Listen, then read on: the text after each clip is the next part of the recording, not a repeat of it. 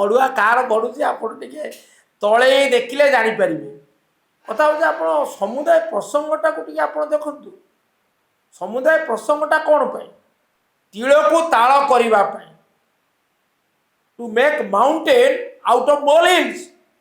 ବର୍ତ୍ତମାନ ଯାହା ସବୁ ସମସ୍ୟା ଉପୁଜିଛି, ଯେପରି ଅଣାୟତ୍ତ ହେଇଯାଇଛି, ଜନ ଆକ୍ରୋଶ ଯେପରି ଭାବରେ ଆଶାତୀତ ଭାବରେ ବୃଦ୍ଧି ପାଉଛି, ସେତେବେଳେ ଜନସାଧାରଣଙ୍କ ଦୃଷ୍ଟି ଏଡ଼ାଇ ନେବା ପାଇଁ ଗୋଟିଏ ପରେ ଗୋଟିଏ ଏ ଉପାୟମାନ ଚିନ୍ତା କରାଯାଇକି ଏସବୁ ରାସ୍ତାକୁ ମାନେ ସାମ୍ନାକୁ ଅଣାଯାଉଛି।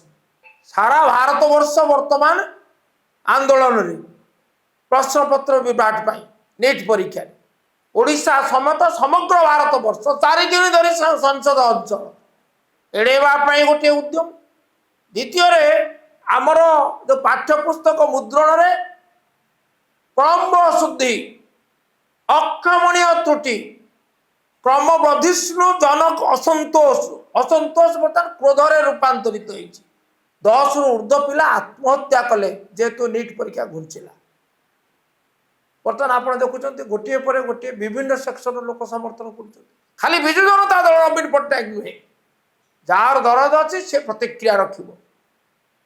ଯିଏ ରାଜନୈତିକ ବିଜ୍ଞତା ଯାହା ପାଖରେ ଥିବ, ଜନସାଧାରଣଙ୍କର ସମସ୍ୟା ପ୍ରତି ଯାହାର ସହୃଦୟତା ଥିବ, ଯିଏ ସଚେତନ, ଯିଏ ସମ୍ବେଦନଶୀଳ, ସିଏ ପ୍ରତିକ୍ରିୟା ରଖିବ।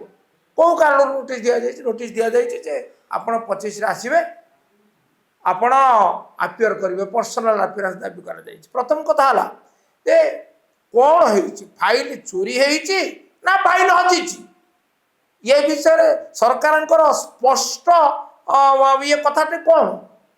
ମୋତେ ଲାଗୁଛି, ମୋର ହୃଦବୋଧ ହେଉଛି ଯେ ଫାଇଲ ବୋଧହୁଏ କେଉଁଠି ମାନେ ମିସପ୍ଲେସ୍ଡ ହେଇଯାଇଛି, କୌଣସି ନା କୌଣସି ଆଲମିରାରେ ବା ଥାକରେ ରହିଯାଇଛି, ଯାହାକୁ ପାଇନାହାନ୍ତି। ତାକୁ ଖୋଜିବା ପାଇଁ ଉଦ୍ୟମ ହେଇଛି, ତା ପାଇଁ ତଦନ୍ତ ମାନେ ହେଇଛି, ଇଣ୍ଟରନାଲ ଇନକ୍ୱାରି କରାଯାଇଛି। ଯଦି କରାଯାଇଛି କିଏ କଲା, and what is its finding? Why don't you bring it to public demand? Why don't you have the courage? You do not have the courage. You want to make it a political show. ତାପରେ ଦ୍ୱିତୀୟ କଥା ହେଲା, ଆକୁ ଖୋଜନ୍ତୁ। ଯଦି ଜାଣିବେ ସମସ୍ତ ଉଦ୍ୟମ ସତ୍ତ୍ୱେ ଫାଇଲ ମିଳୁନାହିଁ, ତାହେଲେ ଆପଣ କହିବେ ଯେ ଫାଇଲ ମାନେ ଇଏ ଚୋରି ହେଇଛି ଯେ କାର୍ଯ୍ୟାନୁଷ୍ଠାନ ହେଇନାହିଁ, ତା ନୁହେଁ। କିନ୍ତୁ ତୁମେ ପା କହୁଛ ସତୀ ନର୍ମଦା, ତୁମେ ପା ସବୁ ମାନେ ତମ ପାଖରେ ଯେଉଁ ଦାୟିତ୍ୱବୋଧ ଅଛି, କର୍ତ୍ତବ୍ୟବୋଧ ଅଛି, ତାହେଲେ ତୁମେ କ'ଣ କରୁଛ? ତୁମେ କ'ଣ କରୁଛ? What are you doing?